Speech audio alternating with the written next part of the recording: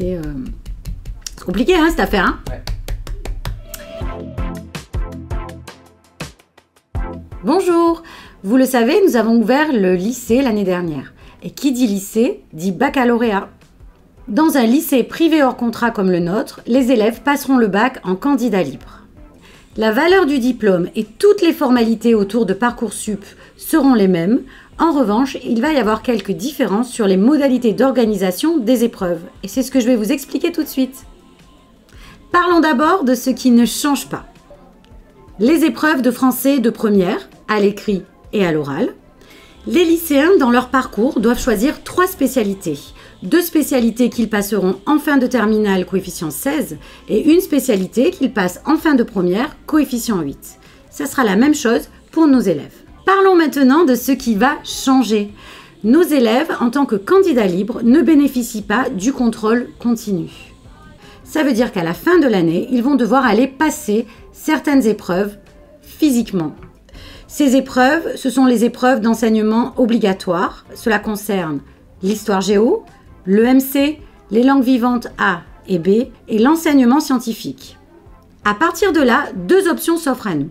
Première option, les élèves passent toutes les épreuves des matières obligatoires en fin de terminale. Ça veut dire qu'ils vont passer le bac français écrit et oral, donc à la fin de la première, et également la première spécialité.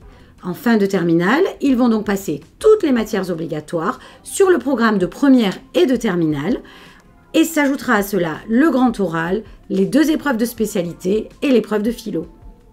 Deuxième option, les élèves passent les épreuves sur les 2 années.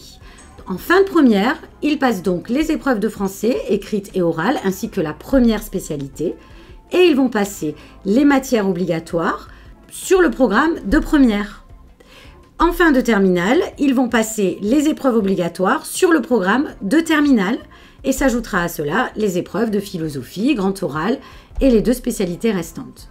C'est pas clair, je vais vous donner un exemple.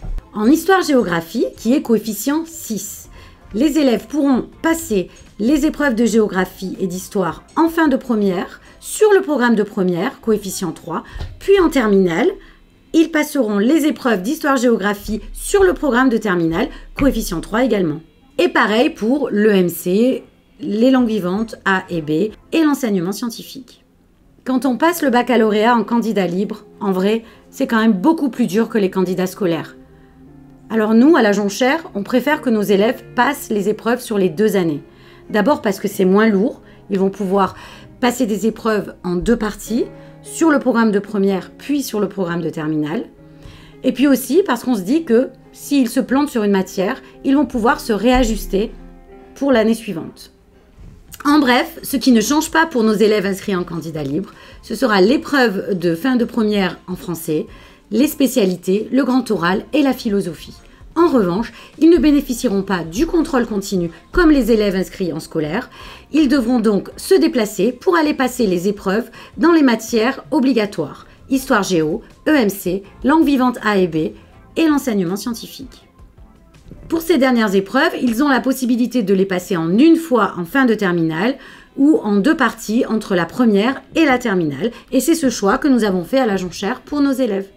J'espère que cette vidéo vous aura permis de mieux comprendre le fonctionnement du baccalauréat pour les élèves inscrits en candidat libre et je vous dis à bientôt. 2 options s'offrent à nous.